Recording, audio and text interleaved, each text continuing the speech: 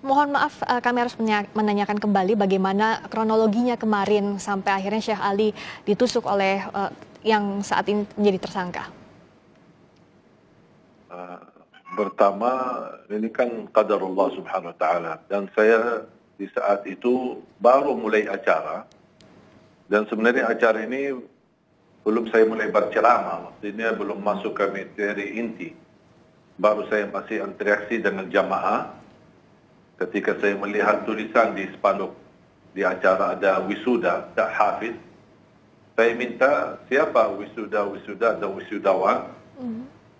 Mohon ada salah satu anak bisa naik ke panggung dan saya ingin tes bacaannya.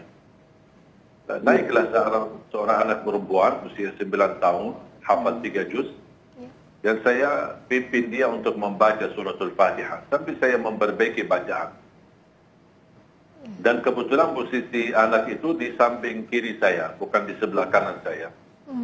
Begitu dia selesai dan saya pimpin bacaan yang benar seperti apa, saya minta dan tawarkan, Ananda mau hadiah apa? Kemudian dia masih kayak bingung gitu. Udah, tadi aja bunda minta hadiah apa sama saya? Mau sepeda, mau mainan, mau HP. Sampai dia mundar-mandir antara saya sama ibunya. Terakhir dia berkeinginan mendapatkan hadiah umrah. Belum sampai terucap apa yang saya ingin sampaikan kepada dia sebagai hadiah. Saya minta, boleh nggak bunda pinjam HP-nya? Saya mau foto sama anaknya buat kenang-kenangan. Ternyata HP bunda ini agak sedikit full data-data, jadi tidak bisa dipakai untuk foto lagi. Makanya saya interaksi dengan jamaah. Boleh nggak jamaah sekalian pinjamkan HP sebentar buat foto? Dan subhanallah, di saat saya lagi fokus ke sebelah kiri dan di hadapan saya, karena rata-rata jamaah ada di depan saya dan kiri saya. Di kanan tidak terlalu banyak karena dia di samping pintu keluar masuk, jadi tidak terlalu ramai. Karena posisi panggung di halaman masjid dekat pintu keluar dan masuk. Makanya saya fokus ke kiri, ke kanan, tapi di saat yang sama belum ada respon dari jamaah, baru sebentar mau arah ke kanan, melihat jamaah yang tersisa, barangkali ada yang membawakan HP untuk saya pinjam. Tiba-tiba ada seorang naik panggung dengan cepat. Pikiran saya mau antar HP.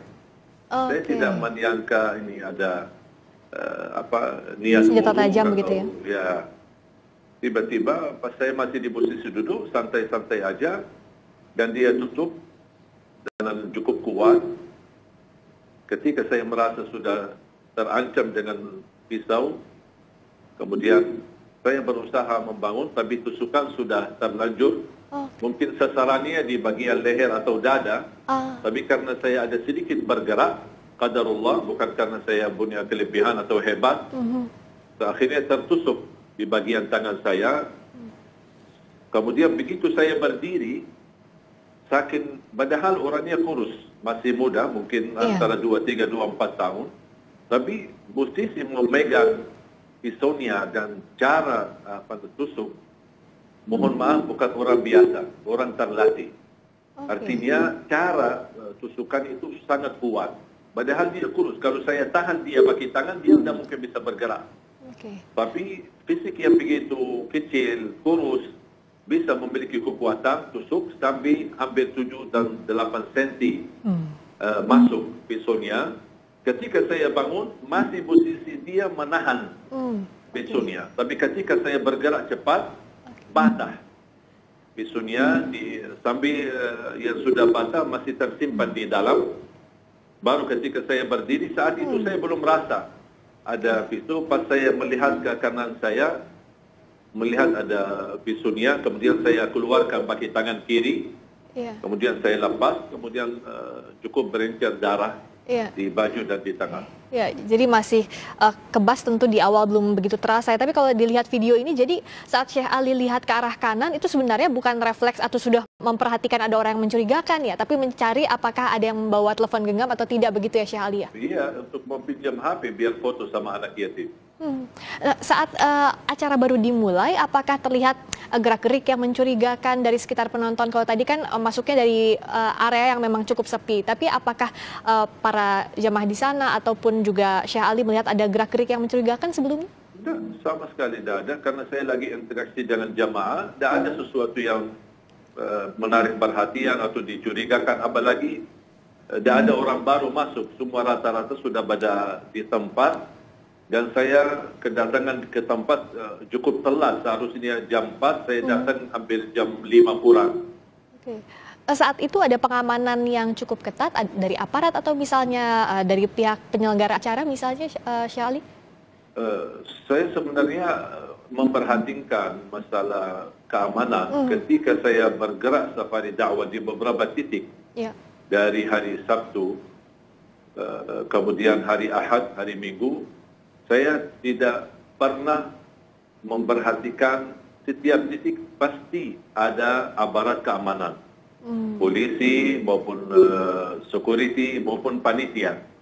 Di luar masjid maupun di dalam masjid. Bahkan setiap titik kami tausiah ada kepala polisi setempat, apa itu Polres atau Kapolsek yang hadir di dalam masjid untuk ikuti acara tausiah itu.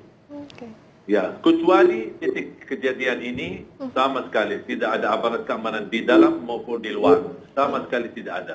Oke. Nah, sebelum kejadian ini apakah ada katakanlah ancaman atau teror begitu kepada Syekh Ali atau tidak ada sama sekali?